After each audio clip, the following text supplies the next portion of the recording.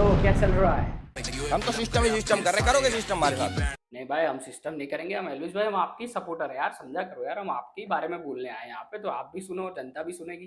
तो आज हम बात करने वाले हैं बिग बॉस ओटीटी सीजन 2 के बारे में, जहाँ हर कोई अपने अपने ओपिनियंस दे रहा है। तो हमने सोचा हम भी क्यों पीछे हटे इस ट्रेंडिंग टॉपिक पे, जहाँ पूरा हिंदुस्तान बात कर रहा है, वहाँ हमें भी तो बात करनी पड़ेगी हमारी ऑडियंस के लिए। भले 200 लोग देख रहे हैं या 150 लोग, तो अगर आप लोग सोच रहे हो कि मेरा तो कंटेंट ही अलग था, कंपटीशन और डेयर वाला, तो नहीं गाइस, अभी हम इस पे थोड़ा सा शिफ्ट हो गए हैं। अब हम इसी प्रकार के कंटेंट आपके लिए लेके आएंगे, क्योंकि हमें पता चला है हमारे कैमरे के सामने बोलने की शक्ति थोड़ी सी अच्छी है। इतना ओवर एक्टिंग नहीं कर। तो हमने सोचा कि हम आपके सामने अच्छी अच्छी बात कर सकते हैं, जो भी ट्रेंडिंग टॉपिक है। तो इस बार का ट्रेंडिंग टॉपिक है हमारा big boss OTT season 2। Big boss OTT season 2 के इतना वायरल होने के मेनली 3 रीजन है। एक, हमारे सल्लू भाई वापस आ गए हैं, इस बार इतनी लगेगी कि आपकी मदद जो मेन बिग बॉस से इस वाले बिग बॉस जो ओटीटी सीजन 2 वाला है उसमें आए हैं एज अ होस्ट। क्योंकि पहले सीजन तो करण जौहर साहब ने होस्ट किया था, जो कब आया कब गया किसी को पता ही नहीं है। और मेनली और 2 रीजन है कि हमारा पहला है हमारे फुकरा इंसान अभिषेक भाई, जो पूरी यूट्यूब कम्युनिटी को एक साथ लेके वहाँ पे आए हैं। पूरी यूट्यूब कम्युनिटी उनके साथ है और हम भी उनके सपोर्टर है। और एक है एज अ वाइल्ड कार्ड जो एलविश यादव, जिसकी एंट्री हुई है बिग बॉस ओटीटी सीजन 2, तो उसने आते ही ऐसा छप्पर फाड़ दिया, अविनाश को जगा दिया। क्या कर रहे हो? हम तो अपना काम मैं चुगली कर रहा था ना वहाँ पे। तो सिस्टम है भाई, कुछ क्या कर रहे हो तुम? हम तो सिस्टम ही सिस्टम कर रहे, करोगे सिस्टम हमारे साथ? क्या सिस्टम? नहीं समझ में आता मेरे को सिस्टम। जो बोलना है मुंह पे बोल क्लियरली। नहीं आता मत बोल। नहीं आता अब कुछ। मत बोल। पूरे घर वालों के अंदर एक जोश ला दिया कि नहीं भाई, खेलना है तो खेलेंगे, क्योंकि हमारे राव साहब है और हम भी उनके बहुत बड़े फैन हैं। तो इसीलिए हम भी बोलते हैं कि भाई हम भी एलविश आर्मी है। तो अब हम बात करेंगे अभिषेक के बारे में। अभिषेक जब से ही घर में आए हैं तब से एक लीडर पर्सनालिटी उनकी दिखी है। वो जैसे जैसे बात करते हैं, जैसे अपना बिहेवियर है उनका सब घर वालों के साथ, वो एकदम टॉप ऑफ द नॉच रहा है। वो जो भी है मुंह पे है, अगर सामने वाला उनको गलत लगता है तो वो बोल भी देते हैं, अच्छा लगता है तो वो प्रेज भी करते हैं उनको। लेकिन जब कोई सामने वाला गलत होता है या गलत चीज़ कर रही है उनके सामने या उनके सामने हो रही है, तो वो उस पर बात करते हैं, वो उसको समझाते हैं कि भाई आप यहाँ पे गलत हो या फिर आप यहाँ पे गलत हो।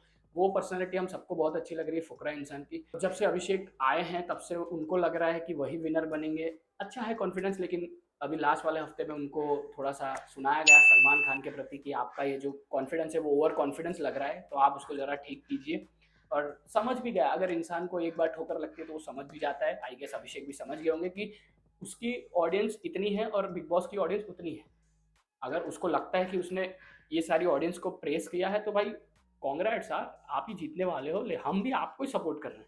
लेकिन आप ऐसा नहीं बोल सकते कि मैंने ही ये लाया है या मैंने ही। ओवर कॉन्फिडेंस में हो जाता है, लेकिन बाद में उन्होंने माफ़ी मांग ली और सब सॉर्ट हो गया। तो हमको लगता है कि फुकरा इंसान जीतने वाले हैं और हमारी तरफ से टॉप 3 हैं फुकरा इंसान, एलविश यादव और मनीषा रानी, जो कि पहले से ही सबसे अच्छा करते आए हैं और कर रहे हैं अभी भी। तो अब हम बात कर लेते हैं हमारे मनीषा रानी जी के बारे में। मनीषा रानी चुलबुली जब से आई है तब से पता नहीं दिल से खेल रही है दिमाग से, किसी को पता नहीं। सबको ऐसा लग रहा था पहले कि भाई वो दिल से खेलती है तो वो अच्छा है, वो अच्छा है। अगर तुम और जब वो दिमाग से खेलने लगी तब सबको ऐसा लगा कि नहीं, हमको पहले वाली मनीषा चाहिए, पहले वाली। अरे भाई, गेम के अकॉर्डिंग माइंड या हार्ट और जो भी वो बदलना पड़ता है, गेम के प्रति घुसना पड़ता है पूरा। और वो अगर घुसी है, उसको लग रहा है कि नहीं यहाँ पे मेरे माइंड की ज़रूरत है, यहाँ मेरे हार्ट की ज़रूरत है, वो वहाँ से फैसला लेती। तुम कौन होते हो बोलने वाले? अगर तुमको वो पसंद थी तो क्या वो वही बन के रहे हमेशा? वो बदले ही नहीं अंदर। भाई अंदर अच्छे अच्छे बदल जाते हैं, तुम लोग भी तो बदले हो। पूजा जी, बेबी का जी, वो सब भी तो बदले हैं। जैसे पूजा जी का तो तब भी भाषण देना था और अभी भी भाषण देना ही है, पता नहीं क्या कर रहे हैं। अरे बाप रे, ये तो धोती खोल रहा है। तो आप समझ सकते हो कि मैं क्या कहना चाह रहा हूँ। नहीं। और फुकरा इंसान की बहुत अच्छी फ्रेंड है, वो उनको लिटिल सिस्टर मानते हैं अभिषेक, तो बहुत अच्छी बात है। और गेम के पर्सपेक्टिव से बात करें तो मनीषा रानी एक बहुत ही क्लियर और बुलबुली रही हैं पूरी गेम में। उनको जहाँ लगा है कि हाँ भाई यहाँ पे बोलना चाहिए वहाँ पे बोले हैं, और जहाँ पे नहीं बोलना चाहिए वहाँ पे चुप है, जो कि बहुत ही अच्छी बात है। क्योंकि बेवजह का वो बीबी का थोड़ी है, तो बेवजह कैसे वोटी वोटी यार, वो क्या खराब लगता है यार। उससे याद आया, अब हम बात कर लेते हैं हमारी थर्ड बीबिका जी के बारे में।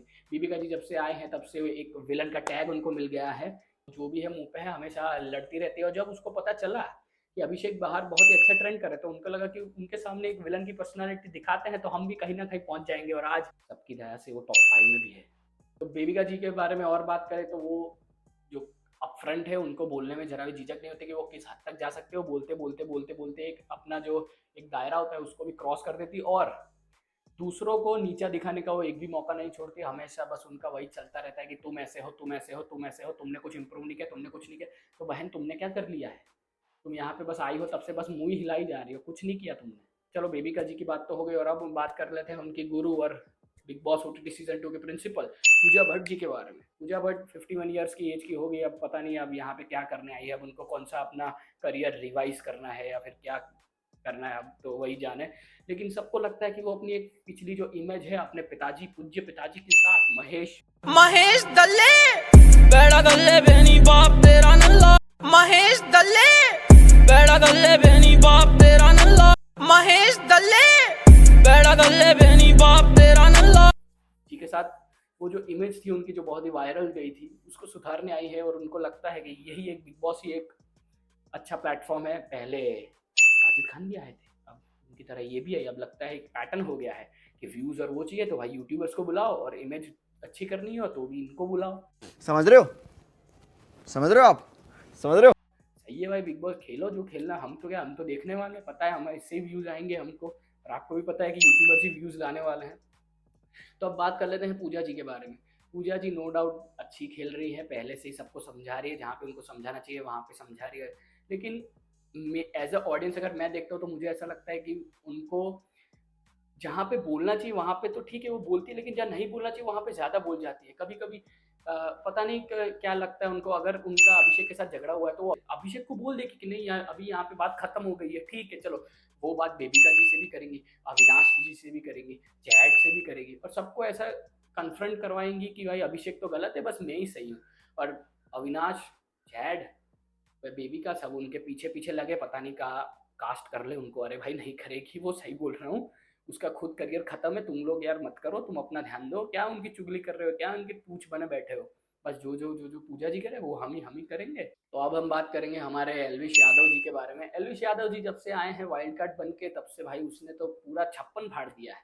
एलविश यादव मुझे बहुत पसंद है, और हम भी एलविश आर्मी का हिस्सा है, हम पहले से उनको फॉलो करते आ रहे हैं। एलविश यादव जी के जो वन लाइनर है वो तो बहुत फेमस हो गए, जब भी उसने अविनाश को कुछ बोला है कि तूने क्या फाड़ लिया पिछले 27 दिन में, हम तो सिस्टम करेंगे, करना है हमारे साथ सिस्टम करोगे।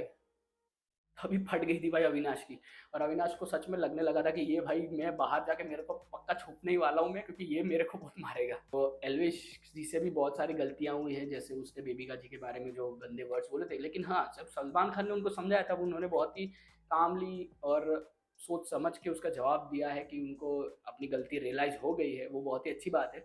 लेकिन अब ये तो हो गई नेगेटिव बात, अब बात कर लेते हैं उनके पॉजिटिव्स के बारे में। एलविश यादव जब से आए हैं तब से एक एंटरटेनमेंट एक तड़का सा लग गया है बिग बॉस के सीजन में, और सब उनको पसंद करते हैं। लेकिन अभी इस टॉपिक पे, वाइल्ड कार्ड टॉपिक पे, अभिषेक और एलविश के बीच में भी एक लड़ाई हमें देखने को मिल गई है। लड़ाई तो नहीं कहेंगे, भाईचारा ही है, लेकिन वो सामने सामने कन्फ्रंट तो करेंगे। अभिषेक की मम्मी अंदर आई थी तब उन्होंने ऐसा बोला था कि एलविश पीआर टीम बिठा के आए हैं, नेगेटिव पीआर टीम अभिषेक के अगेंस्ट, कि जब मैं शो में जाऊं तब मेरे पीछे से ये नेगेटिव पीआर स्प्रेड करे, नेगेटिविटी स्प्रेड करे अभिषेक के लिए। तो ये बात उनको बहुत बुरी लगी और उन्होंने कन्फ्रंट करी, लेकिन बाद में करी। जब उनको लगता है कि भाई ऐसे हमारी मम्मी बोले तो सामने के सामने कन्फ्रंट कर लो ना। ये बात मेरे को अभिषेक की बहुत बुरी लगी कि भाई वो बंदा ऐसा बोल रहा है कि भाई मैं, तू डिजर्विंग है, मैं अगर ट्रॉफी जीतता भी हूँ फॉलोअर्स के दम पे या किसी के भी दम पे तो मैं तेरे को दे दूंगा, तूने मेरे से ज़्यादा जर्नी देखी है, तू मेरे से ज़्यादा अच्छा कर रहा है। इस बात पे थोड़ी सी तू मैं शायद हो गई थी, लेकिन अभी तो सब सही है, भाईचारा हम टॉप ही है। ये बात मैं बस एक ही बोलना चाहूँगा कि तुम अगर एलविश के फ़ैन हो या अभिषेक के फ़ैन हो, दोनों के दोनों विनर ही है मेरी नज़र में। और बिग बॉस का तो यही फॉर्मेट है कि वो जो दोनों सबसे जो खास दोस्त होते हैं उसी को लड़वाते हैं, उसी के बारे में हेट फैलाते हैं, ताकि हम एज ए व्यूअर देखना चाहेंगे कि भाई ऐसा तो क्या हो गया है इन दोनों के बीच में। तो हम एलविश वर्सेस फुकरा के टॉपिक में बस यही कहना चाहते हैं कि भाई भाईचारा रखो। अगर उन दोनों में भाईचारा है तो आप अपने अपने फैन बेस की तरफ भाईचारा रखो। अगर आप एलविश के सपोर्टर हो तो भाई अभिषेक को सपोर्ट करो, और अभिषेक के सपोर्टर हो तो एलविश को भी आप सपोर्ट करोगे। तो अपना अपना खुद का जो फैन बेस है उसको आगे बढ़ाइए, ना कि दूसरे फैन बेस को नीचे गिराने का ट्राई कीजिए। तो अब हम बात कर लेते हैं हमारे लास्ट कंटेस्टेंट जिया के बारे में। जिया को लगता है कि वो अपने दम पे यहाँ तक पहुंची है, नो डाउट लगना भी चाहिए, लेकिन अभिषेक का बहुत ही बड़ा रोल है उन्हें यहाँ तक पहुँचाने के लिए, क्योंकि जब उनको पता चला कि अभिया वाला जो टैग है वो बाहर ट्रेंड कर रहा है, तब उन्होंने अभिषेक के प्रति जो अपनी दूरियां थोड़ी सी थी उसको और नज़दीकियां में कन्वर्ट कर दी, और उनको लगा कि नहीं अभी मैं इसके सपोर्ट में आगे पहुंच सकती हूँ।